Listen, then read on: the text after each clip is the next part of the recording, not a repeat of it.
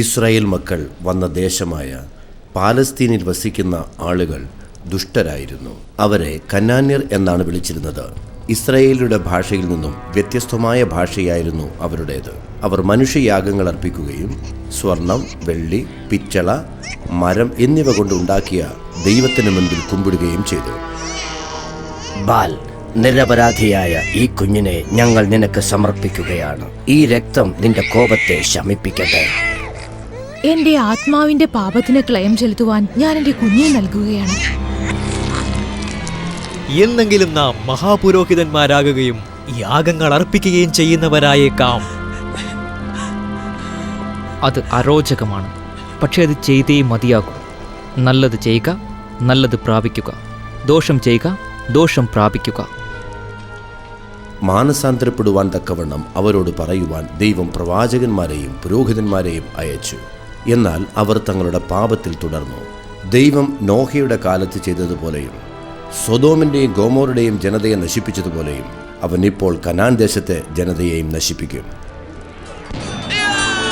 വാഗ്ദത്ത ഭൂമിയിൽ താമസിച്ചിരുന്ന വിഗ്രഹാരാധകരായ ആളുകൾ ഇസ്രായേൽ മക്കളുടെ സാന്നിധ്യത്തെ എതിർത്തു. അവരുടെ ദേശം നിലനിർത്താൻ അവർ ശ്രമിച്ചു. എന്നാൽ അവരെ പരാജയപ്പെടുത്തുവാൻ ദൈവം ഇസ്രായേൽ മക്കൾക്ക് അധികാരം നൽകി. ഈ പുണ്യദേശത്തിൽ വരാൻ നിനക്ക് എങ്ങനെ ധൈര്യമുണ്ടായി? നിങ്ങളുടെ ഒടുവിലത്തെ കുഞ്ഞിനെ നിങ്ങൾ കൊന്നു. ഒടുവിൽ രക്തരൂക്ഷിതമായ യുദ്ധം അവസാനിച്ചപ്പോൾ എബ്രായർ തങ്ങളുടെ ശത്രുക്കളെ കീഴടക്കി. ഭൂമി അവർ ഏറ്റെടുക്കുന്നതിനായി അവരുടെ മുമ്പിൽ കിടക്കുകയാണ്. യോശുവ ജനങ്ങളെ അഭിസംബോധന ചെയ്തു. നമ്മുടെ ഏറ്റവും പുരാതന പൂർവികനായ അബ്രഹാം വിഗ്രഹാരാധനയുള്ള ഒരു ജനതയിൽ നിന്നാണ് വന്നിരിക്കുന്നത്.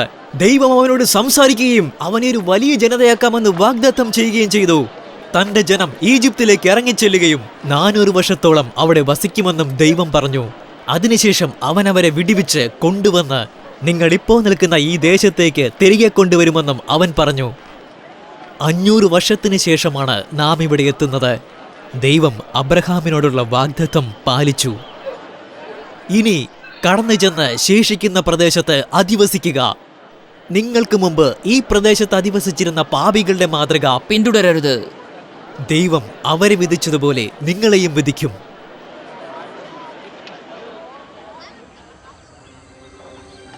പുതിയ ദേശത്ത് അവർ സമാധാനത്തിലായിരുന്നു. ഓരോരുത്തർക്കും തങ്ങളുടേതായ കൃഷിസ്ഥലമുണ്ടായിരുന്നു. ആഹാരവും ധാരാളമുണ്ടായിരുന്നു. ദൈവം എല്ലാരെക്കാളും അവരെ അനുഗ്രഹിച്ചു. വരൂ, ആഹാരം കഴിക്കാം. ഈ പാറ ഇളക്കിയെടുത്തിട്ട് ഉടനെ വരാം. ദൈവം വാഗ്ദത്തം ചെയ്തതുപോലെ എബ്രായ ജനങ്ങൾ ദേശത്ത് വർദ്ധിച്ചു പെരുകി. അവരുടെ പട്ടണങ്ങളിൽ നന്മയും നീതിയും സജീവമായിരുന്നു. പുതിയ ദേശം ഇസ്രായേൽ എന്ന് അറിയപ്പെട്ടു. നിനക്ക് സമാധാനമുണ്ടാകട്ടെ സഹോദരി. ഇന്ന് മീൻ എങ്ങനെയുണ്ട്? എപ്പോഴത്തെയും പോലെ ഇപ്പൊ കടലിൽ നിന്ന് പിടിച്ചതാ, പച്ചയാണ്. യഹോവ നിങ്ങളുടെ ശത്രുക്കളെ തോൽപ്പിച്ചു. എന്നാൽ ഇന്നും ദേശത്ത് വിഗ്രഹാരാധന തുടരുന്നു. ഈ രാജ്യത്തെ വ്യാജ ദൈവങ്ങളെയാണോ അതോ അബ്രഹാമിന്റെ ദൈവത്തെയോ ആരെയാണ് നിങ്ങൾ സേവിക്കുന്നതെന്ന് നിങ്ങൾ ഇന്ന് തെരഞ്ഞെടുത്തുകൊള്ളുക. ഞാനും എൻ്റെ കുടുംബവും ഞങ്ങൾ യഹോവയെ സേവിക്കും. നമ്മുടെ ദൈവത്തെ വിട്ട് മറ്റു ദേവന്മാരെ സേവിക്കുവാൻ ഇടയാകരുതേ. മഹാശക്തിയോടെയാണ് ദൈവം നമ്മെ ഈജിപ്തിലെ അടിമത്വത്തിൽ നിന്നും വിടുവിച്ചത്. അവിടുന്ന് മരുഭൂമിയിൽ നമ്മെ കരുതി. ദൈവം സകല ജനത്തെയും നമ്മുടെ മുമ്പിൽ നിന്നും ഓടിച്ചു കളഞ്ഞു, അതായത് ഈ ദേശത്ത് വസിച്ചിരുന്ന അമോര്യരെ പോലും. അതുകൊണ്ട് ഞങ്ങളും യഹോവയെ സേവിക്കും. അവിടുന്നാണ് ഞങ്ങളുടെ ദൈവം. ദൈവം പരിശുദ്ധനാണ്. അവിടുന്ന് തീഷ്ണതയുള്ള ദൈവമാണ്. നിങ്ങൾ അവിടുത്തെ വിട്ട് വിഗ്രഹങ്ങളെ പിൻപറ്റുകയാണെങ്കിൽ അവിടുന്ന് തിരിഞ്ഞ് നിങ്ങളെ ദഹിപ്പിച്ചു കളയും. ഞങ്ങൾ ദൈവത്തെ സേവിക്കുമെന്ന് ഉറപ്പു തരികയാണ്. യഹോവയെ സേവിക്കാൻ നിങ്ങൾ തെരഞ്ഞെടുത്തിരിക്കുന്നുവെന്നതിന് നിങ്ങൾ തന്നെ സാക്ഷി. അതെ, ഞങ്ങൾ സാക്ഷികൾ. നിങ്ങൾ ഇന്ന് ദൈവത്തോട് ചെയ്ത ഉടമ്പടി ഞാനിന്ന് പുസ്തകത്തിൽ എഴുതി വയ്ക്കും. ഞങ്ങൾ എല്ലാറ്റിലും മോശയെ അനുസരിച്ചതുപോലെ ഞങ്ങൾ നിന്നെയും അനുസരിക്കും. മോശയോട് കൂടെ ഇരുന്നതുപോലെ നിന്റെ ദൈവം നിന്റെ കൂടെയും ഇരുന്നാൽ മതി. ദൈവത്തിന്റെ കൽപ്പനയ്ക്ക് എതിരായി മത്സരിക്കുന്ന ഏവനെയും കൊന്നുകളയണം. മോശയുടെ എഴുത്തുകൾ വായിക്കുകയും ദൈവത്തോട് സംസാരിക്കുകയും ചെയ്യുന്നവരായ ന്യായാധിപന്മാർ ജനങ്ങളെ ഭരിച്ചു. അവർ ദൈവത്തിൻ്റെ നിയമം അവരെ പഠിപ്പിക്കുകയും ദൈവത്തെ അനുസരിക്കും വിധം അവരെ നയിക്കുകയും ചെയ്തു. ആരെയെങ്കിലും കാള കുത്തിയാൽ എന്ത് ചെയ്യണമെന്നാണ് ന്യായപ്രമാണം പറയുന്നത്? ഉണ്ടായ നാശനഷ്ടങ്ങളുടെ ഉത്തരവാദി അതിന്റെ ഉടമയാണെന്നും കാള കൊല്ലപ്പെടേണ്ടതാണെന്നുമാണ് മോശ പറയുന്നത്. ദൈവം മോശയിലൂടെയും യോശുവയിലൂടെയും ചെയ്ത അത്ഭുതങ്ങൾ കുറേ കാലത്തേക്ക് ജനങ്ങൾ മറന്നില്ല. ഈജിപ്തിലെ അടിമത്തത്തിൽ നിന്ന് വിടുവിക്കപ്പെട്ടതിന് അവർ നന്ദിയുള്ളവരായിരുന്നു. അവർ യഹോവയെ സേവിക്കുകയും അവരോട് കൽപ്പിച്ചതുപോലെ അവിടുത്തേക്ക് യാഗമർപ്പിക്കുകയും ചെയ്തു. അപ്പാ, എന്തിനാണ് ആ പുരോഹിതന്മാർ ആട്ടിൻകുട്ടിയെ കൊല്ലാൻ പോകുന്നത്? നമ്മുടെ പിതാക്കന്മാർ ഈജിപ്തിലായിരുന്ന സമയത്ത് ഇതുപോലെ സംഹാരകൻ കടന്നു പോവുകയാണ്. ഇല്ല മകനെ, സംഹാരകൻ വരികയില്ല. ഈ കുഞ്ഞാടിന്റെ രക്തം നമ്മുടെ പാപങ്ങളെ മൂടിമറയ്ക്കുകയും ദൈവം മുമ്പാകെ നമ്മെ കുറ്റമറ്റവരാക്കുകയും ചെയ്യും. അവർ ദൈവത്തെ ആരാധിക്കുമെന്നും അവിടുത്തെ കൽപ്പനകൾ പ്രമാണിക്കുമെന്നും യോശുവയ്ക്ക് വാക്കുറപ്പ് നൽകി. എന്നാൽ എല്ലാവരും തുടർന്ന് യഹോവയെ സേവിച്ചില്ല. അത്ഭുതങ്ങൾ നിന്നു കഴിഞ്ഞപ്പോൾ അടുത്ത തലമുറ ജീവനുള്ള ദൈവത്തെ മറക്കുകയും ജീവനറ്റ വിഗ്രഹങ്ങൾക്ക് മുമ്പിൽ നമസ്കരിക്കുകയും ചെയ്തു. അവർ തങ്ങളുടെ പിതൃക്കളെയും ആരാധിച്ചു. യോശുവ മുന്നറിയിച്ചതുപോലെ തന്നെ ഇസ്രായേലിനെ നശിപ്പിക്കുവാൻ ദൈവം വിജാതീയരെ അയച്ചു. ഇല്ല, ബാലേ, എന്നെ രക്ഷിക്കൂ. ദൈവജനത്തിനുമേൽ ന്യായവിധി വന്നപ്പോൾ അവർ അവിടുത്തെ ന്യായപ്രമാണങ്ങളെ ഓർക്കുകയും തങ്ങളുടെ പാപങ്ങളെ ഏറ്റുപറയുകയും ചെയ്തു. അയ്യോ യഹോവേ, ഞങ്ങളുടെ പാപങ്ങളെ ക്ഷമിച്ച് ഞങ്ങളുടെ സമാധാനത്തിന് തിരികെ തരണമേ. അവർ തങ്ങളുടെ പാപങ്ങൾ ഏറ്റുപറഞ്ഞപ്പോൾ അവിടുന്ന് അവരോട് ക്ഷമിക്കുകയും അവരുടെ ദേശത്തേക്ക് അവരെ യഥാസ്ഥാനപ്പെടുത്തുകയും ചെയ്തു. ദൈവത്തെ അന്വേഷിക്കുകയും ദൈവത്തിൻ്റെ പ്രമാണപ്രകാരം ജനത്തെ നടത്തുകയും ചെയ്ത ന്യായാധിപന്മാരുടെ വാക്കുകളെ പിൻപറ്റുവാൻ ജനത്തിന് മടുപ്പുണ്ടായി തുടങ്ങി. അതുകൊണ്ട് അവരെ ഭരിക്കുവാൻ ഒരു രാജാവിനെ തിരഞ്ഞെടുക്കുവാൻ അവർ തീരുമാനിച്ചു. ഒരു രാജാവിനെ തിരഞ്ഞെടുക്കുന്നതിലൂടെ തങ്ങളെ ഭരിക്കുന്ന ദൈവത്തെ അവർ അവഗണിക്കുകയാണ് ചെയ്യുന്നതെന്ന് പ്രവാചകനും ന്യായാധിപനുമായ ശമൂവേൽ അവർക്ക് മുന്നറിയിപ്പ് നൽകി. എന്നാൽ വിശ്വാസത്തിൽ നടക്കുവാൻ അവർക്ക് താല്പര്യമില്ലായിരുന്നു. ശൗൽ രാജാവ് അവരെ ദുരുപയോഗം ചെയ്തു. അവരുടെ പണവും സമ്പത്തും പിടിച്ചെടുത്തിട്ട് അവരുടെ പുത്രന്മാരെ അടിമകളാക്കി അവരുടെ പുത്രിമാരെ ദുരുപയോഗം ചെയ്തു. സാമ്രാജ്യത്തിന്റെ നന്മയ്ക്ക് വേണ്ടി നിങ്ങളുടെ നിലങ്ങൾ കണ്ടുകിട്ടാൻ പോവുകയാണ്. നിങ്ങളുടെ പുത്രിമാരെ ഇവിടെ വിട്ടേക്കൂ, ഞങ്ങൾ സംരക്ഷിച്ചുകൊള്ളാം. ശൗൽ രാജാവ് വയസ്സായപ്പോൾ അദ്ദേഹത്തെ ദുരാത്മാവ് ബാധിച്ചു. അതിനാൽ അവന് അനിയന്ത്രിതമായ കോപമുണ്ടായിരുന്നു. ഒരിക്കൽ അവന്റെ മുൻപിൽ കിന്നരം വായിച്ചു കൊണ്ടിരുന്ന ദാവീദ് എന്ന ബാലനെ കുന്തം കൊണ്ട് കുത്തുവാൻ അവൻ ഒരുമ്പെട്ടു. ശൗൽ പിന്നെയും പിന്നെയും കൂടുതൽ പാപം ചെയ്തു. അവൻ ഭയം നിറഞ്ഞവനും സകലരോടും അസൂയാലുവുമായിരുന്നു. തനിക്ക് അധികാരവും സമ്പത്തും നൽകാമെന്ന് ദുരാത്മാക്കൾ അവന് വാക്കുറപ്പ് നൽകി. അത് ഉള്ളത്തിൽ കഷ്ടങ്ങളും കുഴപ്പങ്ങളും മാത്രമാണ് കൊണ്ടുവന്നത്. ശൗൽ ജീവനുള്ള ദൈവത്തെ ത്യജിച്ച് മന്ത്രവാദികളുടെ ആലോചന തേടി. ഞാൻ ഇരുട്ടു കാണുന്നു, അത് നല്ലതല്ല. നീ യുദ്ധത്തിൽ മരിക്കുകയും നിന്റെ സ്ഥാനം മറ്റൊരാൾ ഏറ്റെടുക്കുകയും ചെയ്യും. ശൗൽ യുദ്ധത്തിൽ മരിക്കുകയും അവന്റെ ആത്മാവ് നരകത്തിലേക്ക് പോവുകയും ചെയ്തു. ദൈവം ശൗലിന് പകരം ഒരു യുവാവിനെ രാജാവായി തെരഞ്ഞെടുത്തു. അവൻ ദൈവത്തെ സ്നേഹിച്ച് അവിടുത്തെ കൽപ്പനകൾ അനുസരിക്കുന്ന ഒരു ഇടയ ചെറുക്കനായിരുന്നു. ഇദ്ദേഹത്തെയാണ് ശൗൽ കൊല്ലുവാൻ ശ്രമിച്ചത്. യഹോവ എൻ്റെ ഇടയനാക്കുന്നു, എനിക്ക് മുട്ടുണ്ടാവുകയില്ല. പച്ചയായ പുൽപ്പുറങ്ങളിൽ അവിടുന്ന് എന്നെ കിടത്തുന്നു. അവിടുന്ന് എൻ്റെ ആത്മാവിനെ യഥാസ്ഥാനപ്പെടുത്തുന്നു. ദാവീദ് നീതിമാനും ദൈവത്തിന് പ്രിയനുമായിരുന്നു. മനുഷ്യകുലത്തെ പാപത്തിൽ നിന്നും മരണത്തിൽ നിന്നും വീണ്ടെടുക്കുന്ന വീണ്ടെടുപ്പുകാരൻ അവനായിരിക്കുമോ? വാഗ്ദത്തം ചെയ്യപ്പെട്ടവൻ ദാവീദായിരിക്കുമോ? ദാവീദ് ഇങ്ങനെ എഴുതി: ദുഷ്ടന്മാരുടെ ആലോചന പ്രകാരം നടക്കാതെയും പാപികളുടെ വഴിയിൽ നിൽക്കാതെയും പരിഹാസികളുടെ ഇരിപ്പിടത്തിൽ ഇരിക്കാതെയും യഹോവയുടെ ന്യായപ്രമാണത്തിൽ സന്തോഷിച്ച് അവിടുത്തെ ന്യായപ്രമാണത്തിൽ രാപ്പകൽ ധ്യാനിക്കുന്ന മനുഷ്യൻ ഭാഗ്യവാൻ. അവൻ ആറ്റരികത്ത് നട്ടിരിക്കുന്നതും തക്കകാലത്ത് ഫലം കായ്ക്കുന്നതും ഇലവാടാത്തതുമായ വൃക്ഷം പോലെയിരിക്കും. അവൻ ചെയ്യുന്നതൊക്കെയും സാധിക്കും. എന്നാൽ ദുഷ്ടന്മാർ അങ്ങനെയല്ല, അവർ കാറ്റുപാറ്റുന്ന പതിർപോലെയത്രേ.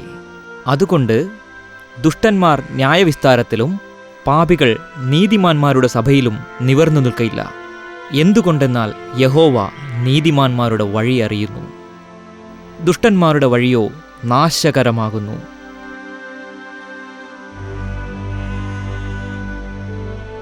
ശൗലിന്റെ മരണശേഷം ദാവീദ് ഇസ്രായേലിന്റെ രാജാവായി. ദൈവത്തെ സേവിക്കുവാനും അവിടുത്തെ പ്രമാണങ്ങളെ അനുസരിക്കുവാനും തക്കവണ്ണം അവൻ ജനത്തെ നയിച്ചു.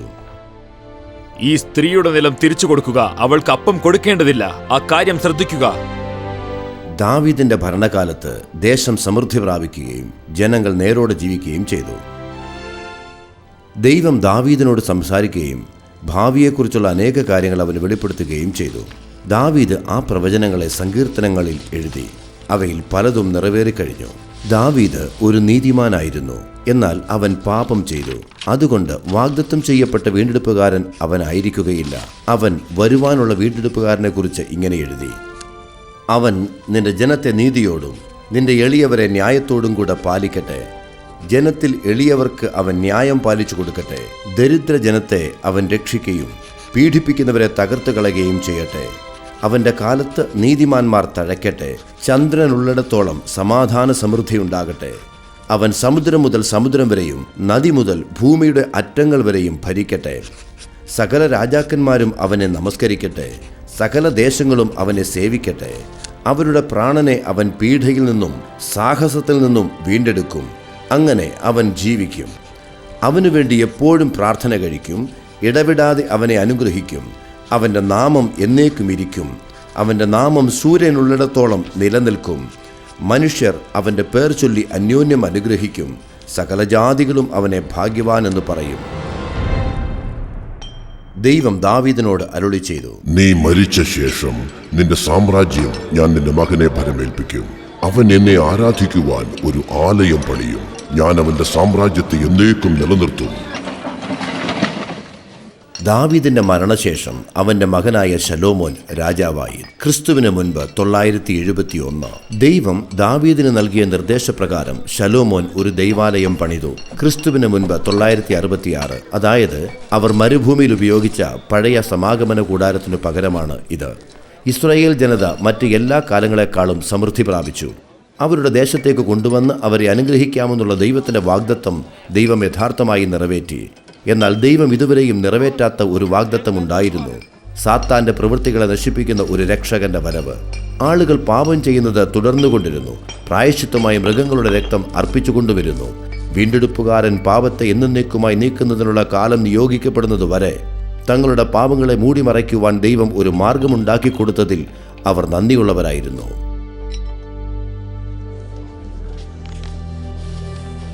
തിരുവെഴുത്തുകളിൽ നിന്നുള്ള ഉപദേശത്തെ കേൾക്കുവാനായി ആളുകൾ ദൈവാലയത്തിലേക്ക് വന്നു. വരുവാനുള്ള രക്ഷകനെക്കുറിച്ചുള്ള പ്രവചനങ്ങൾ അവർക്ക് ഏറ്റവും ആസ്വാദ്യകരമായിരുന്നു. നിന്റെ സന്തതിയിലൂടെ ഞാൻ നിന്റെ സിംഹാസനത്തിൽ ഇരിക്കുമെന്ന് യഹോവ സത്യമായും ദാവീദിനോട് പ്രതിജ്ഞ ചെയ്തു. അവിടുന്ന് അനുദപിക്കുകയുമില്ല. നീ എൻ്റെ പുത്രൻ, ഇന്ന് ഞാൻ നിന്നെ ജനിപ്പിച്ചിരിക്കുന്നു. അവൻ കോപിച്ചിട്ട് വഴിയിൽ വെച്ച് നശിക്കാതിരിക്കുവാൻ പുത്രനെ ചുംബിപ്പിൻ. അവൻ്റെ കോപം ക്ഷണനേരത്തിൽ ജ്വലിക്കും. വരുവാനുള്ള വീണ്ടെടുപ്പുകാരനെ കുറിച്ച് ദാവീദ് അനേക കാര്യങ്ങൾ എഴുതി. കർത്താവ് എൻ്റെ കർത്താവിനോട്, ഞാൻ നിന്റെ ശത്രുക്കളെ നിന്റെ പാദപീഠമാക്കുവോളം എൻ്റെ വലതുഭാഗത്തിരിക്ക എന്നു പറഞ്ഞു. യഹോവേ, നിന്റെ സിംഹാസനം എന്നേക്കുമുള്ളതാകുന്നു. നീ നീതിയെ ഇഷ്ടപ്പെടുന്നു, നീ ദുഷ്ടതയെ വെറുക്കുന്നു. അതുകൊണ്ട് നിന്റെ ദൈവം നിന്നെ കൂട്ടുകാരിൽ പരമായി ആനന്ദതൈലം കൊണ്ട് അഭിഷേകം ചെയ്യും. വരുവാനുള്ള രക്ഷകനെക്കുറിച്ചുള്ള കൂടുതൽ പ്രവചനങ്ങൾ. ഞാൻ അവനെ ആദ്യജാതനും ഭൂരാജാക്കന്മാരിൽ ശ്രേഷ്ഠനുമാക്കും. എൻ്റെ ദൈവമേ, നിന്റെ ഇഷ്ടം ചെയ്യുവാൻ ഞാൻ പ്രിയപ്പെടുന്നു. നിന്റെ ന്യായപ്രമാണം എൻ്റെ ഉള്ളിൽ ഇരിക്കുന്നു. ഞാൻ ഉപമ പ്രസ്താവിക്കുവാൻ വായി തുറക്കും. പുരാതന കടങ്കഥ ഞാൻ പറയും. വരുവാനുള്ള മശീഹയെക്കുറിച്ച് ദാവീദ് ഒരു അപൂർവ കാര്യം എഴുതി. ഞാൻ വെള്ളം പോലെ തൂകിപ്പോകുന്നു. എൻ്റെ അസ്ഥികളെല്ലാം ബന്ധം വിട്ടിരിക്കുന്നു. എൻ്റെ ഹൃദയം മെഴുകുപോലെയായി എൻ്റെ കുടലിൻ്റെ നടുവേ ഉരുകിയിരിക്കുന്നു. എൻ്റെ ശക്തി ഓട്ടുകഷണം പോലെ ഉണങ്ങിയിരിക്കുന്നു. എൻ്റെ നാവ് അണ്ണാക്കോട് പറ്റിയിരിക്കുന്നു. നീ എന്നെ മരണത്തിൻ്റെ പൊടിയിലിട്ടുമിരിക്കുന്നു. നായ്ക്കൾ എന്നെ വളഞ്ഞ് ദുഷ്ടന്മാരുടെ കൂട്ടം എന്നെ ചുറ്റിയിരിക്കുന്നു. അവർ എൻ്റെ കൈകളെയും കാലുകളെയും തുളച്ചു. എൻ്റെ അസ്ഥികളൊക്കെയും എനിക്ക് എണ്ണാം. അവർ എന്നെ ഉറ്റുനോക്കുന്നു. എൻ്റെ വസ്ത്രം അവർ പകുത്തെടുത്തു.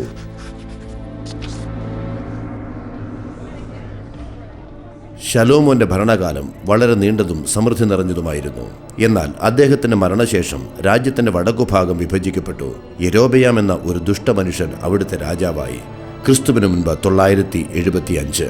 വടക്കേ സാമ്രാജ്യം യെരൂശലേമിലെ ദേവാലയത്തിൽ നിന്നും വളരെ ദൂരത്തായിരുന്നു. അതുകൊണ്ട് അവർ തങ്ങൾക്ക് സ്വന്തമായി സ്വർണ്ണ കാളക്കുട്ടിയുടെ വിഗ്രഹങ്ങളെ കൊണ്ട് നിറഞ്ഞ ഒരു ആരാധനാ സ്ഥലമുണ്ടാക്കി.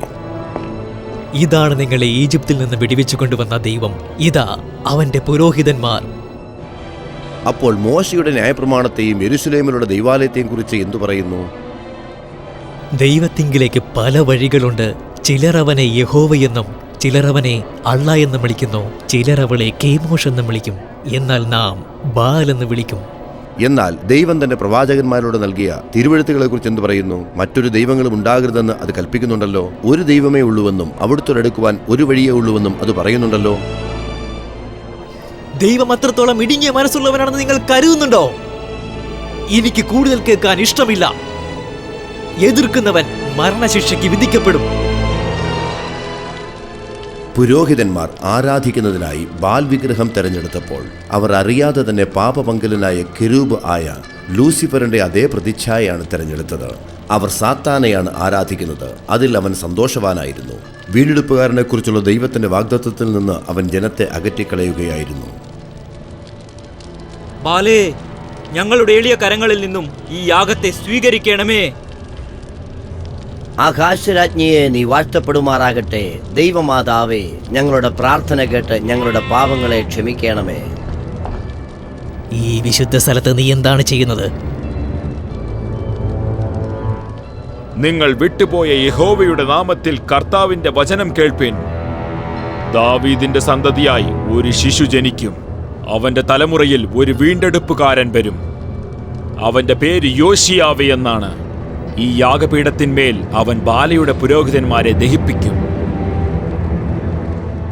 ഇത്തരം കാര്യങ്ങൾ നിങ്ങൾക്ക് എങ്ങനെ പറയാൻ കഴിയും? ദൈവത്തിനല്ലാതെ ആർക്കും ഭാവിയെക്കുറിച്ച് പറയാനാവില്ല. ദൈവത്തിന്റെ വചനപ്രകാരം ഞാൻ നിങ്ങളോട് പറയുന്നു, ഈ പുരോഹിതന്മാരുടെ അസ്ഥികൾ യോശിയാവ് ഈ യാഗപീഠത്തിന്മേൽ ദഹിപ്പിക്കും. ഞാൻ ദൈവത്തിന് വേണ്ടി സംസാരിക്കുന്നു എന്നതിന് ദൈവം ഒരു അടയാളം തരുന്നു. മൂകവിഗ്രഹങ്ങളെ ആരാധിക്കുവാൻ നിങ്ങളുണ്ടാക്കിയ ഈ യാഗപീഠം ഇന്ന് തന്നെ പിളർന്നു പോവുകയും ചാരം ചിന്തുകയും ചെയ്യും. ഈ ഭക്തിയുള്ള കഴുത പറയുന്നത് കേൾക്ക്. അയാൾ മാത്രം ശരിയാണെന്നും മറ്റുള്ളവർ തെറ്റാണെന്നുമാണ് അയാൾ വിചാരിക്കുന്നത്. അവനെ പിടിച്ചു കൊല്ലുക. മറ്റൊരുത്തന്റെ മതത്തിന് വിരോധമായി സംസാരിക്കുവാൻ അവന് എങ്ങനെ ധൈര്യം വന്നു? എന്റെ കൈ ചുരുണ്ടുപോയല്ലോ. യഹോവ എന്നെ ദണ്ഡിച്ചിരിക്കുന്നു. അവിടുന്ന് എന്നെ സൗഖ്യമാക്കുവാൻ പ്രാർത്ഥിക്കണമേ. കർത്താവാം ദൈവമേ, ഇന്ന് അവിടുത്തെയെ വെളിപ്പെടുത്തേണമേ. രാജാവിന്റെ കരത്തിന് സൗഖ്യം കൊടുക്കണമേ. ഓ, എന്തൊരു അത്ഭുതം! ദൈവം എന്റെ കരങ്ങളെ സൗഖ്യമാക്കി. ഇല്ല, യഹോവേ, ഇത്ര വേഗമോ? അവൻ നമ്മുടെ മതത്തെ നശിപ്പിച്ചു. ഇനി ഒന്നും ശേഷിച്ചിരിപ്പില്ല. യഥാർത്ഥമായും നിങ്ങളൊരു ദൈവപുരുഷനാണ്. ബാലിന്റെ യാതൊരു പ്രവാചകനും ഒരിക്കലും ഇതുപോലെ ചെയ്തിട്ടില്ല. എന്നോടൊപ്പം വരിക, നമുക്ക് ഭക്ഷണപാനീയങ്ങൾ കഴിച്ച് ബലപ്പെടാം. ഇന്ന് നിങ്ങൾ ദൈവത്തോട് ചെയ്ത വലിയ സേവനത്തിന് ഞാൻ നിനക്ക് ധനവും മാനവും നൽകാം. ഇല്ല, എനിക്ക് നിങ്ങളോടൊപ്പം വരാൻ കഴിയില്ല. ഞാൻ ഇസ്രായേലിലായിരിക്കുമ്പോൾ ഭക്ഷണം കഴിക്കുകയോ പാനീയം കുടിക്കുകയോ ചെയ്യരുതെന്ന് ദൈവം പറഞ്ഞിട്ടുണ്ട്. ഞാൻ വന്ന വഴിയിലൂടെ തിരികെ പോകരുതെന്നും ദൈവം പറഞ്ഞിട്ടുണ്ട്. പുരോഹിതന്മാരുടെ അസ്ഥികൾ യാഗപീഠത്തിന്മേൽ ദഹിപ്പിക്കപ്പെടുമെന്ന് അങ്ങ് പറഞ്ഞല്ലോ. യാഗപീഠം നശിച്ചു കഴിഞ്ഞു. ഇതുവരെ ആരും മരിച്ചില്ലല്ലോ.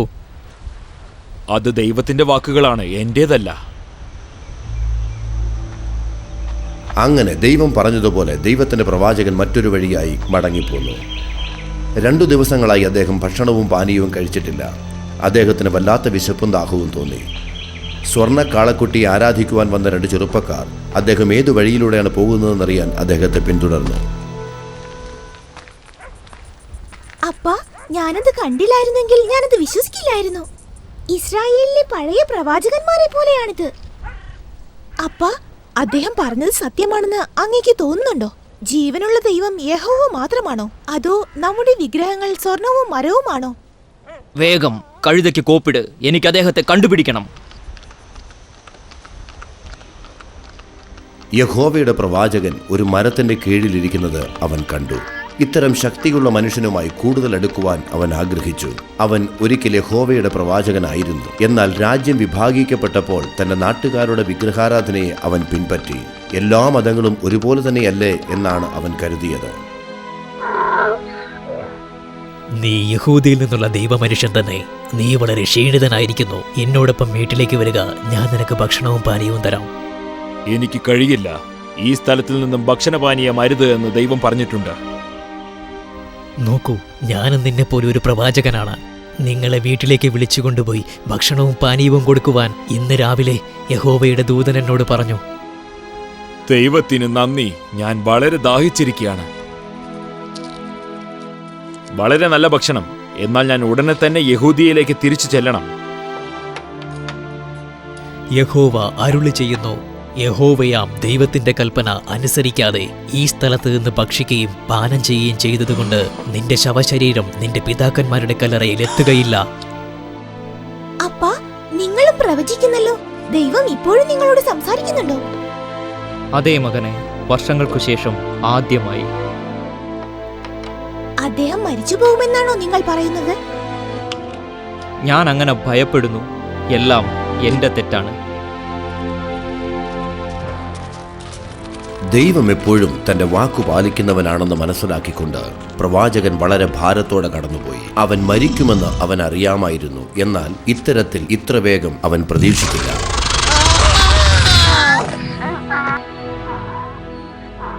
അത് യഹൂദിയിൽ നിന്നുമുള്ള പ്രവാചകനാണ്. ഞാൻ ഇപ്രകാരം ഒരിക്കലും കണ്ടിട്ടില്ല. സിംഹം അവനെ കൊന്നിട്ട് തിന്നാതെ അടുക്കലിരിക്കുകയാണ്. ഒരു കഴുതയും സിംഹവും ഒരുമിച്ച് ആ ശവശരീരത്തിന് കാവലിരിക്കുന്നതും വളരെ അപരിചിതമായ കാഴ്ചയാണ്. ആ കള്ളപ്രവാചകൻ ദൈവപുരുഷനെ എടുത്തുകൊണ്ടുപോയി ദൈവം നശിപ്പിച്ചു കളഞ്ഞ യാഗപീഠത്തിനടുത്ത് ബാലിന്റെ പ്രവാചകന്മാർക്കൊപ്പം തന്റെ സ്വന്തം കല്ലറയിൽ അടക്കി. അനുസരണക്കേട് നിമിത്തം ദൈവം അവനെ കൊന്നു. അവൻ പ്രവചിച്ച സകലതും സംഭവിക്കും. ദൈവപുരുഷൻ അടക്കപ്പെട്ടു. ഒരു ചിലരൊഴികെ മറ്റു എല്ലാവരും അദ്ദേഹത്തെ മറന്നു. യാഗപീഠം പുതുക്കിപ്പണിതു. 300 വർഷങ്ങൾക്ക് ശേഷവും അത് ബാലിന്റെ ആരാധനയ്ക്കായി ഉപയോഗിച്ചുകൊണ്ടിരുന്നു. എന്നാൽ ദൈവപുരുഷൻ പറഞ്ഞതുപോലെ ആരും ഒരിക്കലും അവരുടെ അസ്ഥികൾ ആ യാഗപീഠത്തിന്മേൽ ദഹിപ്പിച്ചില്ല. 300 വർഷങ്ങൾക്ക് ശേഷം യോശിയാവ് എന്നു പേരുള്ള ഒരു രാജാവ് യഹൂദയിൽ ഭരണമേറ്റു. ക്രിസ്തുവിന് മുൻപ് 640. അവൻ ദൈവമന്ദിരത്തിലേക്ക് കടന്നു ചെന്ന് അവിടെ അവൻ വേദപുസ്തകത്തിന്റെ ഒരു പകർപ്പ് കണ്ടു. ദേശം ജീവനുള്ള ദൈവത്തെ മറന്ന് വിഗ്രഹങ്ങളിലേക്ക് തിരിഞ്ഞു എന്നുള്ളത് അവൻ തിരിച്ചറിഞ്ഞപ്പോൾ അത് അവന് വ്യസനമായി. അതുകൊണ്ട് അവൻ എല്ലാ മൂപ്പന്മാരോടും പ്രവാചകന്മാരോടും പുരോഹിതന്മാരോടും യെരൂശലേമിൽ നിവസിക്കുന്ന സകലരോടും ഈ പുസ്തകം വായിച്ചു കേൾക്കുന്നതിനായി കൂടി വരുവാൻ പറഞ്ഞു. ജനങ്ങൾ അവരുടെ പാപങ്ങളെക്കുറിച്ച് ലജ്ജിതരായി പുസ്തകത്തിലെ എല്ലാ വാക്കുകളും അനുസരിക്കാമെന്ന് സമ്മതിച്ചു. പരിശുദ്ധ മാതാവേ, ഞങ്ങളെ രക്ഷിക്കണമേ! ജനങ്ങൾ ദൈവത്തിന്റെ ന്യായപ്രമാണം അനുസരിക്കുകയും ദേശത്തിലെ സകല വിഗ്രഹങ്ങളെയും നശിപ്പിക്കുകയും ചെയ്തു. സൂര്യനും ചന്ദ്രനും ഗ്രഹങ്ങൾക്കും ആകാശരാജ്ഞിക്കും ധൂപം കാട്ടിയ പുരോഹിതന്മാരെ അവർ കൊന്നു. മോശയുടെ ന്യായപ്രമാണം സ്വവർഗരതിയെ എതിർക്കുന്നതിനാൽ എല്ലാ സ്വവർഗ സംഭോഗക്കാരെയും ദേശത്തു നിന്ന് പുറത്താക്കി. ഞെട്ടൽ സഹിക്കാനാവുന്നില്ല. വെളിച്ചപ്പാടുകളെയും മന്ത്രവാദികളെയും ഒക്കെ പുറത്താക്കി ദേശത്തെ ശുദ്ധീകരിച്ചു. അവളുടെ മുത്തുകൾ ഉടച്ചു കളഞ്ഞ് അവളുടെ വീടിന് തീവയ്ക്ക്. 300 വർഷങ്ങൾക്ക് മുൻപ് വടക്കൻ സാമ്രാജ്യത്തിലെ ആദ്യത്തെ രാജാവായ യെരോബെയാമിനെ പ്രവാചകൻ കണ്ടുമുട്ടിയ ആ ഉന്നത സ്ഥലത്തേക്ക് യോശിയാവ് കടന്നു ചെന്നു. അവൻ യാഗപീഠം ഇടിച്ചു കളഞ്ഞ് വിഗ്രഹങ്ങളെയെല്ലാം നശിപ്പിച്ചു.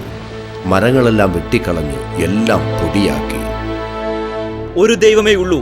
അവൻ വിഗ്രഹങ്ങളിലൂടെ ആരാധിക്കപ്പെടുന്നവനല്ല. ഈ കള്ളപ്രവാചകന്മാർ ആളുകളെ യഹോവയിൽ നിന്നും അകറ്റിക്കളയുന്നു. നീ മരിച്ചേ മതിയാകൂ. ഒരു പ്രാവശ്യം കൂടെ യാഗപീഠം പിളർന്ന് ചാരം തൂകി.